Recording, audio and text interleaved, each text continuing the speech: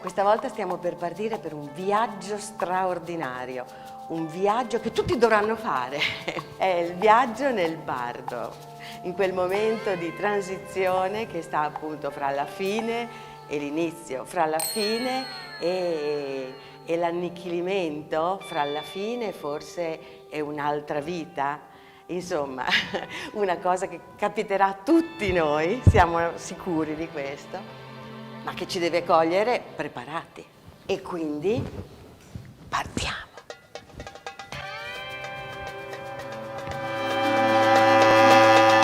E questo viaggio lo faccio con Franco Battiato. Già pronto, on the road. Con noi c'è il produttore esecutivo del documentario, Massimiliano Pollina, e un monaco italiano, Massimo Stordi. Ciao. Seduti al bar mentre aspettiamo di imbarcarci per Kathmandu, Franco ci racconta i luoghi della sua tournée. Zurigo, Berlino, Barcellona, Madrid, Burgos, Londra, Parigi l'ho detto? No, non l'hai detto. Parigi, Buenos Aires, New York, No. Toronto. Sì, ho avuto un grande successo.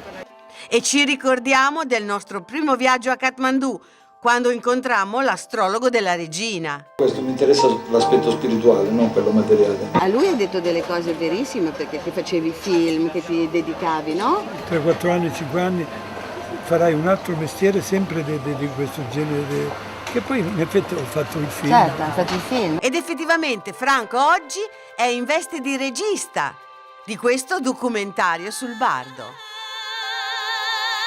Siamo in viaggio e cominciamo a vedere le prime montagne himalayane, fino ad atterrare a Kathmandu. Ladies and gentlemen, welcome to Kathmandu. Welcome to Kathmandu. Eccoci. All'arrivo bisogna registrarsi. Allora, obiettivo trekking no, esplorazione no, business no, pellegrinaggio. Pellegrinaggio. Questo in fondo è un pellegrinaggio. Che bella aria però, proprio montagna, sono montanari, vero? Nepal Mountain, very good. Ma appena arriviamo in città, la buon'aria di montagna passa subito. Per strada l'aria è piena di smog ed è ancora più irrespirabile di come me la ricordavo.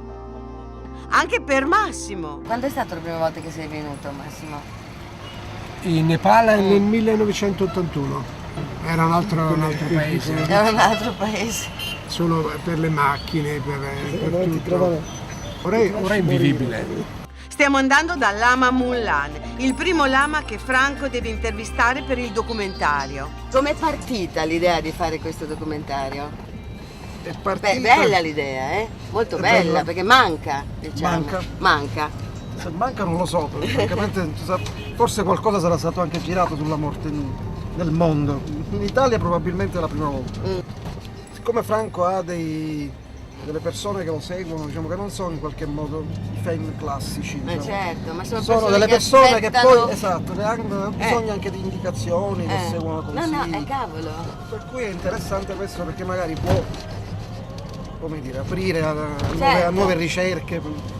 Diciamo l'idea è questa anche soprattutto. Infatti noi lo usiamo, no? Cioè noi... No, però veramente anche questa siamo... Ecco, certo, sì. Queste sono siamo le buche. Siamo le buche. Il Kathmandu. Anche in Sicilia. Quindi niente di nuovo. Niente di nuovo. No, però insomma, effettivamente lui è un tramite, no? Cioè, noi siamo fan, ma in Sì, più, non userei, Maurizio cara, il termine fan? sì, perché è una cosa che ci ha allineato, quindi se uno legge delle cose che trova interessanti li condivide con la gente che ama questo percorso. Come potrebbero chiamarsi questi che... Utilizzatori finali. Questa è buona. C'era qualcosa, mi risuona. Mi risuona. Che rappresenta anche una critica magistrale. Parlando non ci siamo accorti che siamo arrivati sulle colline attorno a Kathmandu. Lo capiamo ad una sosta del pulmino. Qui si sta bene, è montagna, già la valle si vede laggiù molto più fumosa, mentre qui già un po' si vede il cielo finalmente. Poi si sta benissimo, proprio un clima fantastico. Ci hanno fermato per fare la multa, sembra che... 200 rupie, 2 euro. A 2 euro glieli diamo noi. No, ma non è questo, non è la cultura. Ma com'è essere in viaggio combattiato? No, dai. Mi invidiate un po', lo so. Fan. Ah, no, mi viene in mente, non fan, perché poi non gli va bene, no? Ma condivisori. Stiamo condividendo questa esperienza. Bello. Siamo nei pressi di Parpin, il villaggio dove vive Lama Monlan. Questa collina nei pressi di Kathmandu è uno dei posti più sacri per il buddismo, dove Padmasambhava, venuto dall'India, ha meditato e ha ottenuto l'illuminazione. Siamo arrivati e con la troupe ci incamminiamo verso la casa di Lama Monlan.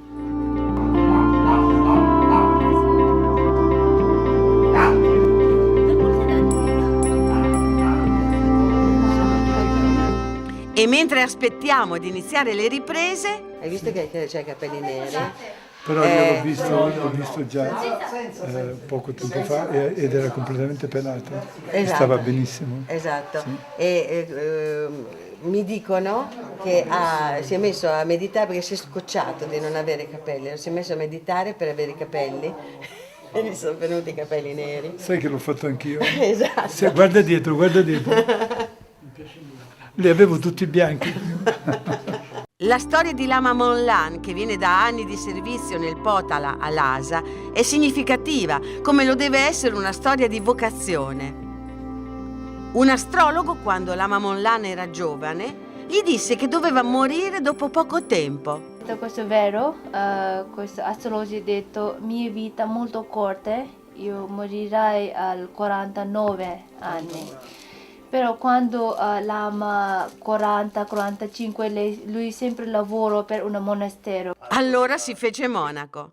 Però quando lui pensando mia vita non c'è più, però ho detto non c'è troppo anni per fare praticare, per sentire una realizzazione. Sì. Però io posso fare una connessione con meditazione per vita futuro. Per questo cosa Lama ha lasciato tutto il lavoro, è andato a fare meditazione per fare una buona pronta, per continuare con questa vita corta, però per questa vita fare una buona connessione per vita futura.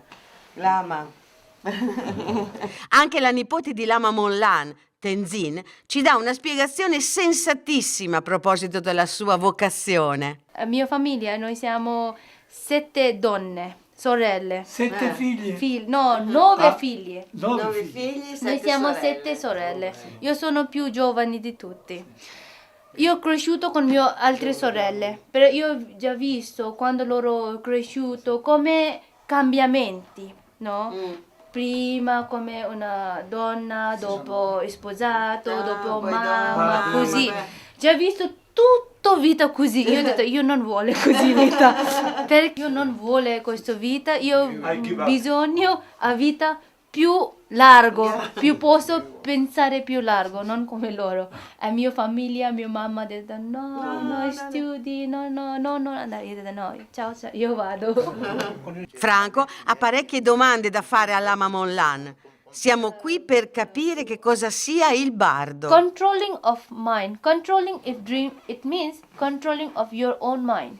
The consciousness have to be there. Il bardo è lo stato della mente dopo la morte. È lo stadio intermedio, quando la coscienza viene separata dal corpo. Il bardo rappresenta lo stato tra la vita passata e quella futura. Ciò che ci succederà in quel punto dipende dal karma delle vite passate e soprattutto da quello della vita precedente. Lama Monlan, quindi, ci spiega in modo dettagliato le allucinazioni e le esperienze che avvengono nello stato del bardo e ci spinge al riconoscimento dello stato illusorio del corpo e della mente. Mi sorprende una volta di più verificare come sia approfondita la conoscenza dei vari stadi di passaggio tra la vita e la morte nei monaci tibetani. L'intervista sarebbe finita. Il lama chiede se c'è qualcuno che ha una domanda. Beh, io! Tanti anni fa ero su una barca in mezzo al mare, mi sono svegliata e ho avuto un sentimento di perfezione, no? Cioè, non ero più io, non era più niente, no? E non c'era più una mia esistenza, ma era tutto una perfezione. Questa vita tu non praticata, No. però forse prima, how is it old? Presidente, Ma sto perdendo punti, veramente! Presidente, tu praticata un po' di vacuità, no? Però non è completato, però c'è un po' di esperienza Hai assaggiato? di assaggiato di vacuità.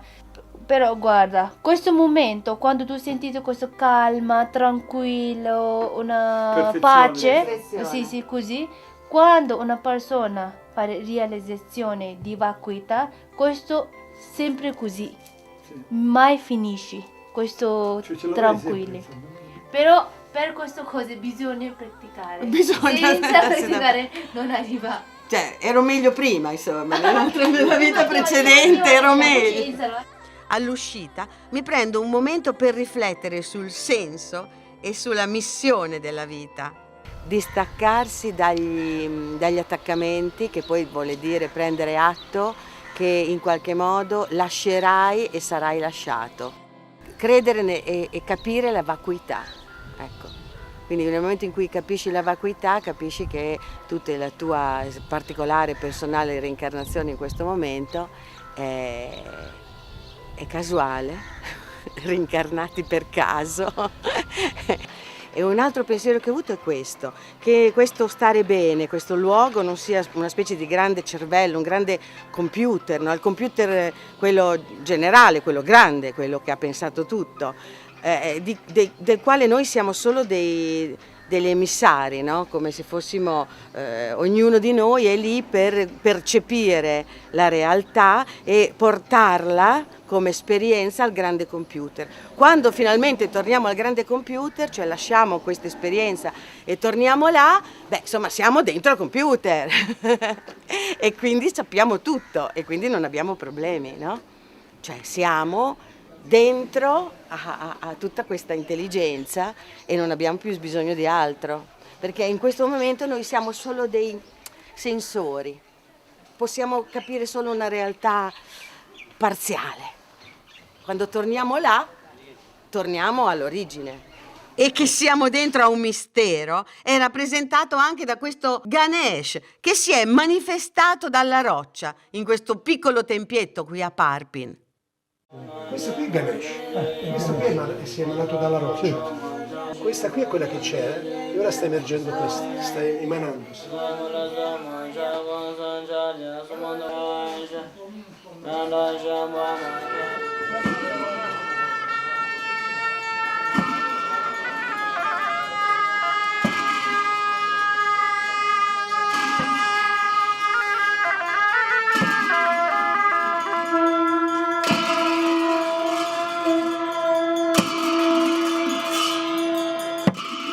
Siamo a Bodhanath Stupa.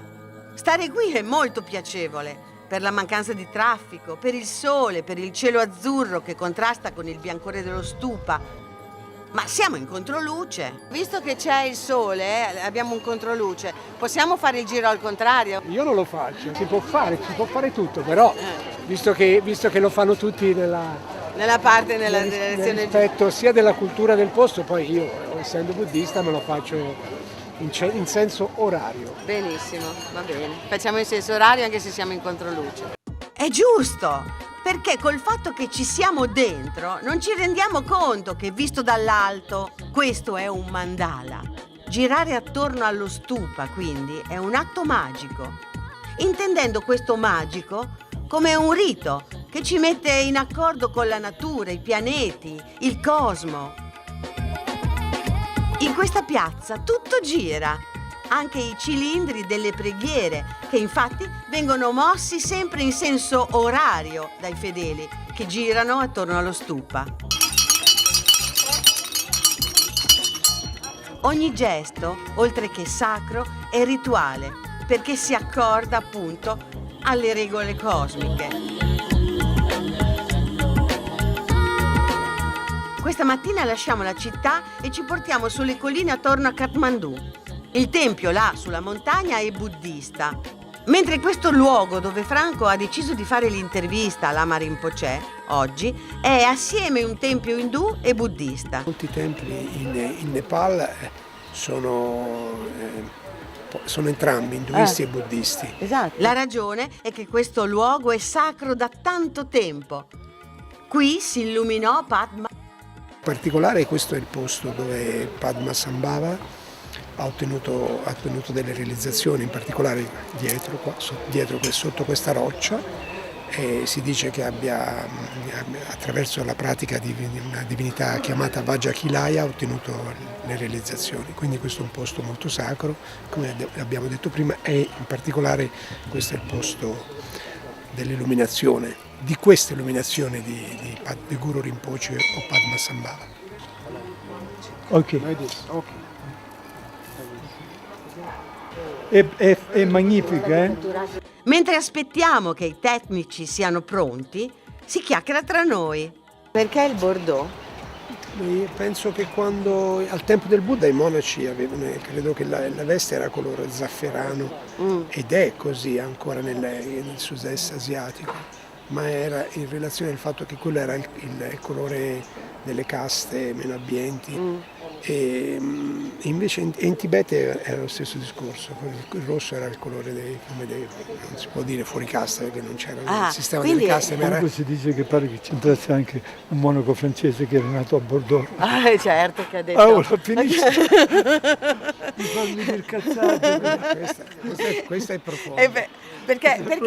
Perché non lo si conosce tanto da questo punto di vista. Beh, veramente sei veramente divertentissimo. Sì. Ma davvero? Ma ci conosciamo noi due? Ma noi ci conosciamo o no? Il monaco che è con noi è un giovane Rinpoche, un reincarnato. In una vita precedente è stato un lama ed ora è tornato per dare insegnamenti. In effetti lo abbiamo visto al tempio di Bodhanath qualche giorno fa. The introduction is may they not have the much fear and the difficulties at the birth time. Al momento della nascita di un bambino, un nascituro, cioè lui piange mentre tutte le persone intorno a lui saranno felici. Al momento della morte invece tutti intorno saranno tristi e piangeranno mentre il praticante sarà pieno di gioia. So when they can realize the emptiness, that is the one of the real joy.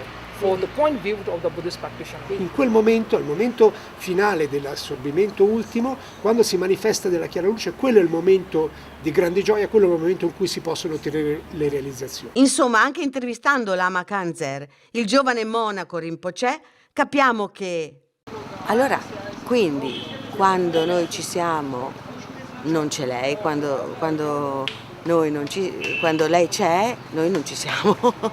Il famoso discorso che non esiste la morte, ma non esiste proprio perché è un passaggio, quindi è un passaggio della materia, ma insomma alla fine la morte non esiste.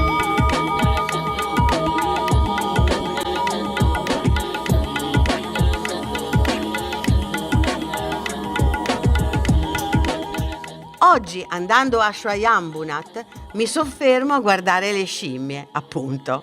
Allora, noi discenderemo da questi qui. Mi sa che abbiamo dei dubbi, cioè che la cosa è un po' più complessa e un po' più interessante.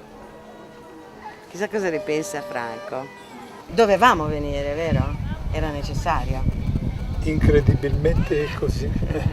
Perché bisogna poi viaggiare per andare a incontrare uomini straordinari, o no? Beh, questi tibetani sono molto forti, sappiamo già. Davvero. Posso chiederti la tua sensazione? Cioè cosa hai imparato, cosa hai percepito? Conferme che, devo dire che alcuni hanno descritto al dettaglio certe cose che non sono neanche mai state dette sui loro libri. È Quindi già vero. questo È prezioso. è preziosissimo. Veramente. E poi mi auguro che questo documentario vada in mani giuste. Venga visto da persone giuste. Quello è la conseguenza.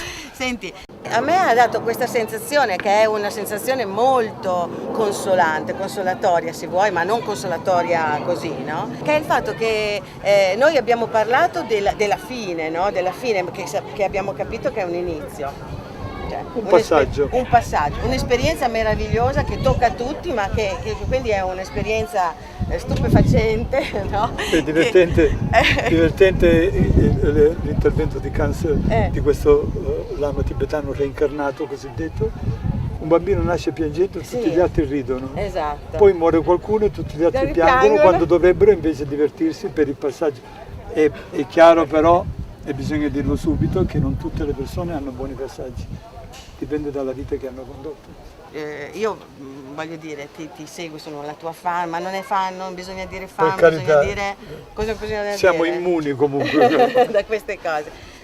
Però ecco, diciamo ti seguo, no? Ti seguo da sempre e ti ho visto bello arrabbiato, mi piacevi anche All'inizio degli arrabbiato. anni 70 quando sì, facevo quella musica violentissima. Esatto. Sì, hai ragione. E poi la tua evoluzione come essere umano è sorprendente, è meravigliosa. Io posso confermare, in viaggio con te è stato veramente bellissimo.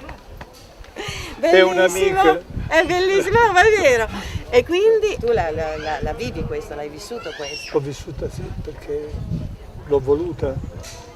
Anche tu sei nelle stesse condizioni, cioè quando uno capisce che non si può sopportare qualcuno che dice io sono fatto così, no.